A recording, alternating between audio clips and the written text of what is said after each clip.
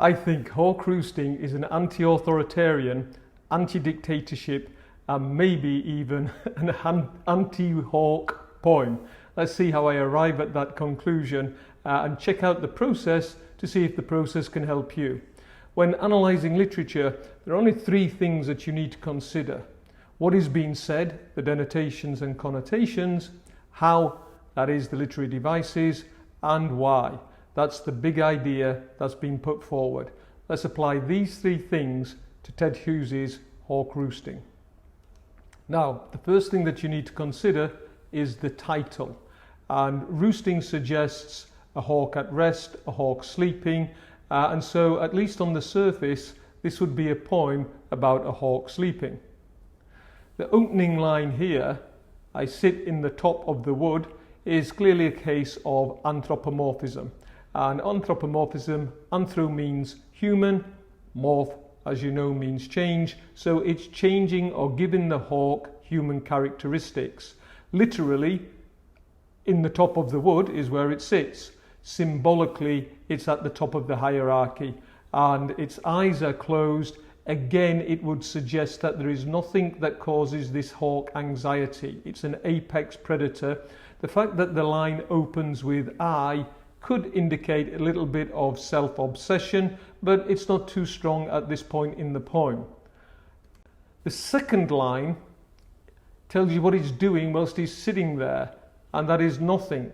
Again, inaction suggests there's no threat to this predator whatsoever. It feels no anxiety about its position, and furthermore, there's no falsifying dream. This isn't a predator that is given to flights of fantasy like humans are when they're relaxing or resting or sleeping.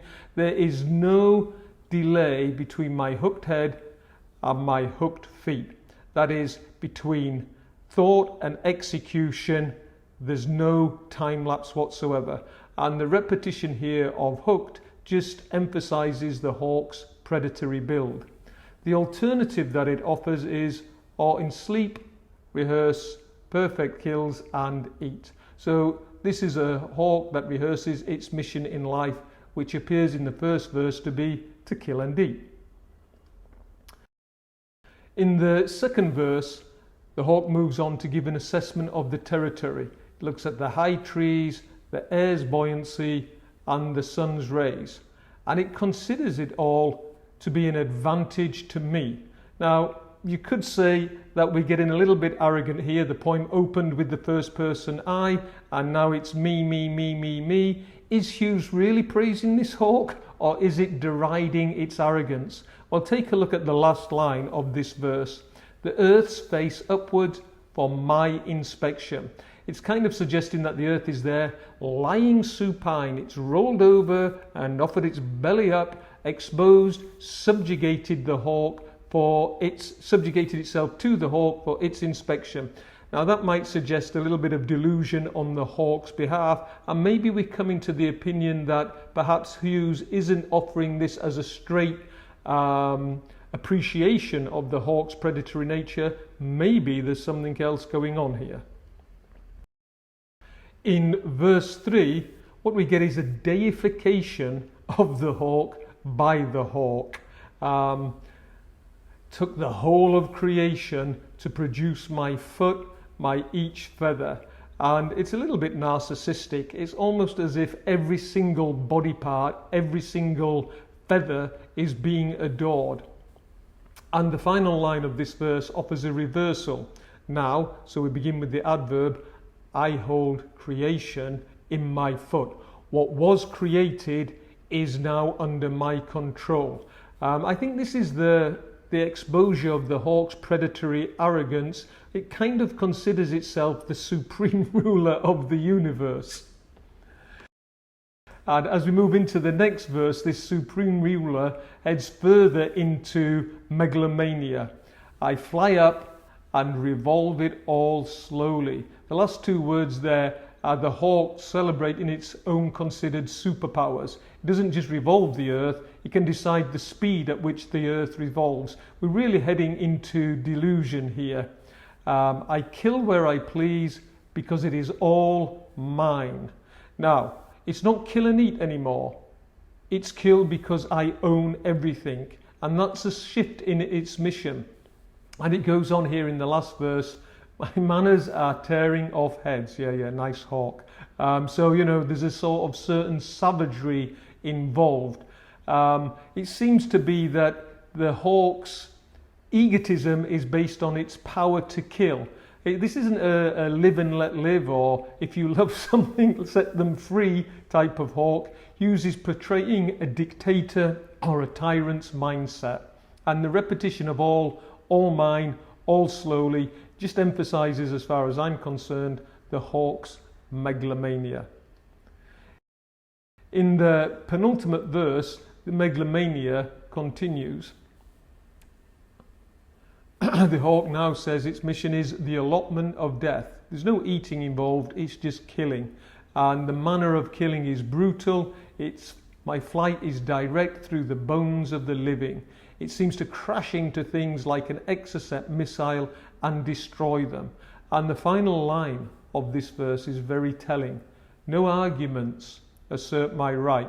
Now this could be that Hughes has used truncated some syntax. There are no arguments. I don't negotiate with my prey. I just assert my rights.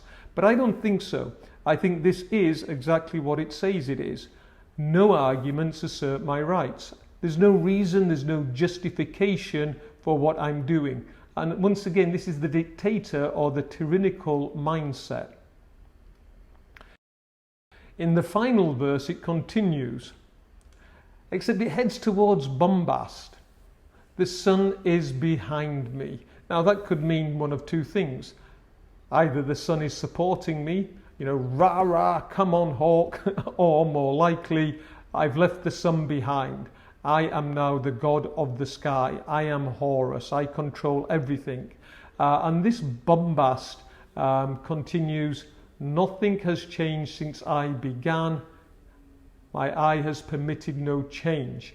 Now, the only constant in the universe is change. And the fact that the hawk claims that he doesn't allow change suggests sort of a delusion, a bombastic appeal. It sort of doesn't really understand its position anymore.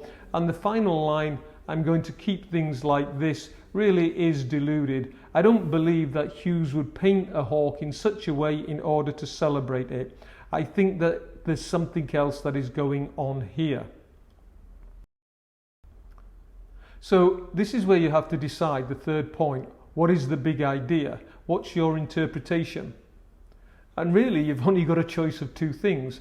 Either this is a straight up adulation of the hawk, straight up praise for the hawk, or it isn't.